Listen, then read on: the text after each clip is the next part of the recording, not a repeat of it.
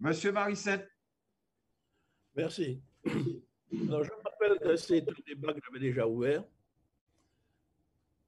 et j'ai l'impression d'être revenu plusieurs années en arrière, puisque ce débat-là, j'ai vu d'ailleurs, ce sont les mêmes, avec les mêmes arguments, qui défendaient ce qu'à l'époque, on appelait l'épandage aérien.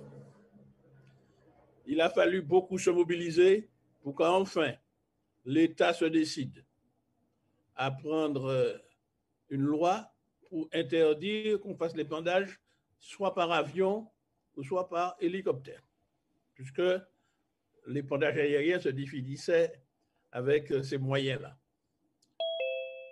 Nous avons vu que les exploitants, et en particulier les grands exploitants agricoles, ont remplacé cette technique, non pas par pulvérisateur, parce que devant pulvérisateur, il y a un autre concept. Regardez bien le dossier. Canon pulvérisateur. J'ai eu l'occasion d'aller sur le terrain pour voir ce que c'était. C'est-à-dire, à partir du sol, on pulvérise au-dessus de la canopée des champs de bananes. Donc, on pulvérise dans l'air. Nous sommes dans un pays très ventilé. Il y a des alizés qui soufflent. Et qui fait que ce que vous pulvérisez au-dessus du champ de banane est emporté par le vent et ça peut retomber dans l'environnement. Il y a certaines exploitations agricoles qui sont entourées de zones résidentielles où il y a des gens qui habitent, et ça retombe sur eux. Également, pendant cette pulvérisation à partir d'un canon pulvérisateur, il y a parfois des ouvriers agricoles qui sont en dessous. Il suffit de fréquenter les champs de bananes pour se rendre compte de ça. Et qui, ceux-là, n'ont pas de protection. Même si celui qui le manipule a beaucoup de protection, mais il y en a qui n'en ont pas. Bien. Maintenant, j'entends les arguments concernant le produit. À l'époque, le produit qui avait une marque commerciale s'appelait le Banol. Je sais qu'il y a beaucoup de membres du corps médical qui sont montés au créneau pour démontrer que dans ce Banol, il y avait, je ne suis pas un spécialiste de ça, ce n'est pas ça mon métier, mais il y avait un certain nombre de produits qui étaient perturbateurs endocriniens, c'est le terme qui était dit à cette époque-là. Alors évidemment, lorsqu'on parle de ces affaires-là, ça fait remonter la polémique sur le chlordécone. Lorsque l'État autorisait le chlordécone, c'est l'État qui l'autorisait. Il était normé. Il y avait autorisation de mise sur le marché. Il y avait tout ce que l'on raconte. Dans les années 80, j'étais un militant syndical auprès des ouvriers agricoles depuis 1972. Les ouvriers subissaient déjà cela. Beaucoup d'entre eux étaient évacués vers l'hôpital de Trinité, des femmes enceintes en particulier, empoisonnées par des produits toxiques. Le mot chlordécone n'était pas à la mode. On parlait de Mocap, de Nembacure, on parlait d'un certain nombre de produits. Et puis quand le lobby bananier... Nous dérivons. Revenons à notre problème. Nous dérivons. Je peux parler, s'il vous plaît? Oui, monsieur Marissette. Monsieur le Président, je sais que le nom vous agacer.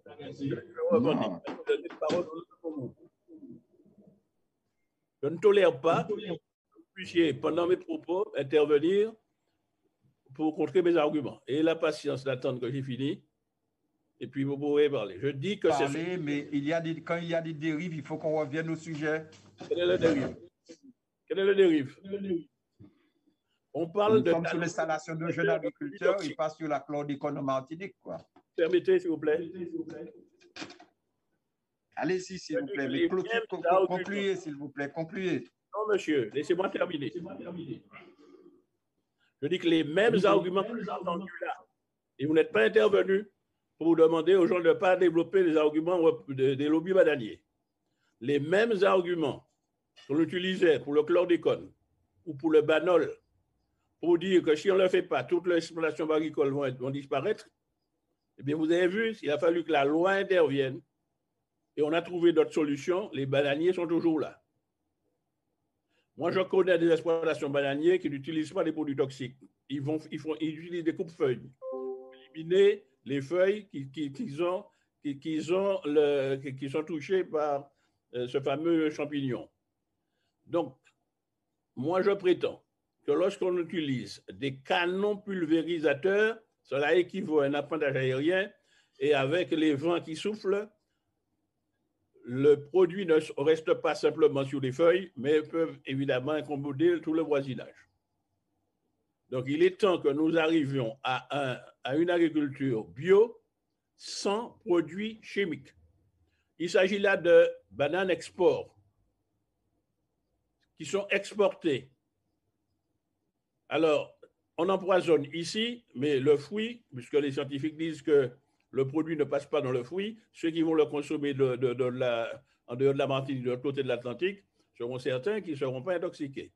Mais ceux qui habitent et qui travaillent sur les champs de bananes et qui habitent autour, eh c'est eux qui reçoivent les produits toxiques.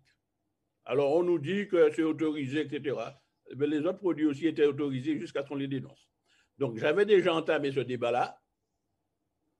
Je remercie le docteur Dinal qui a posé la question, mais ce n'est pas le mot pulvérisateur. Je vous dis, allez lire le dossier, vous verrez que c'est canon pulvérisateur.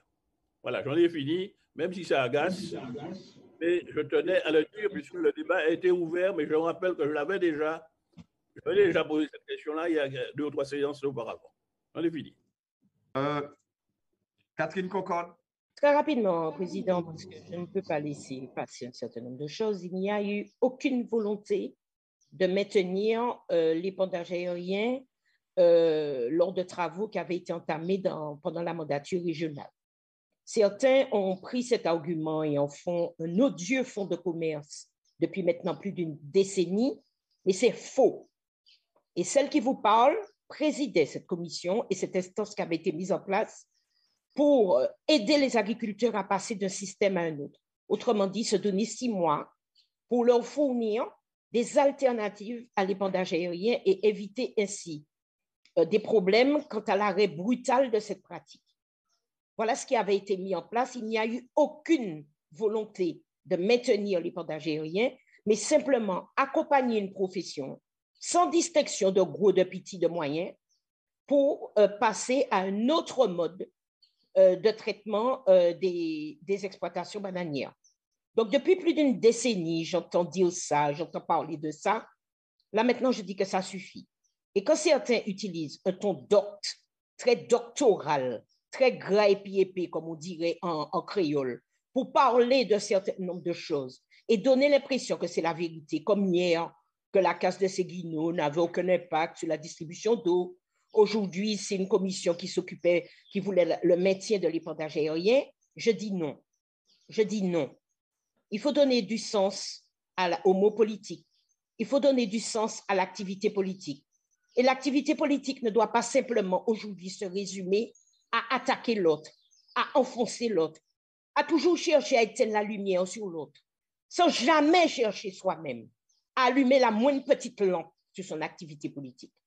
Et quant à ceux, je vais terminer dessus, qui fustigent les fameux lobbies bananiers, je rappelle que c'est eux-mêmes qui ont payé l'intégralité d'une mûrisserie pour le lobby bananier au port du Havre ou de Dunkerque, je ne sais plus, et qui leur avait mérité à l'époque une page entière dans France Antilles pour féliciter cette action d'avoir porté, que je partage, mais d'avoir porté l'intégralité du financement d'une mûrisserie au port de Dunkerque ou du Havre, je ne me rappelle plus lequel.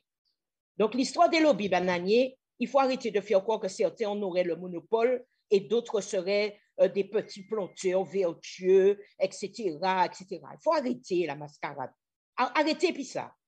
C'est pas les moyens de faire pas gentil dans France Antilles pour dire merci, monsieur X, je vais voter pour toi parce que tu as acheté une mûrisserie pour moi.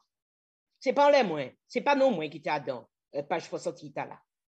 Alors tout le monde est aux côtés des lobbies bananiers, tout le monde est aux côtés, je dirais tout simplement, de la profession bananière, parce qu'il y a aujourd'hui des milliers de Martiniquais qui travaillent dans ces exploitations.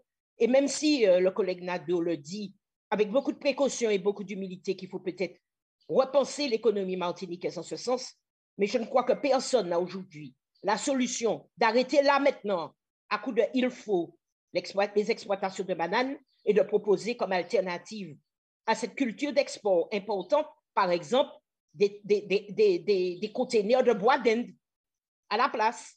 Je dis ça comme ça, sous forme de boutade. Sachons raison garder Sachons raison garder. Et arrêtons de faire de la politique un ring permanent où on sort en permanence des gants pour tirer sur l'autre. Produis-tu bien, réfléchis-tu bien, travaille-tu bien, propose-tu bien, fais-tu bien, idée sortie de tête autres, lumière, les propres causes autres, plutôt que toujours chercher à les prendre, les miens en l'autre pour mettre en les autres. Fini et petit l'esprit politique là. Il y en a assez. Et le peuple n'apprécie pas. La preuve, il nous inflige des taux d'abstention de plus en plus forts, de plus en plus importants. Réfléchis, on laisse ça, Tibrin. Merci.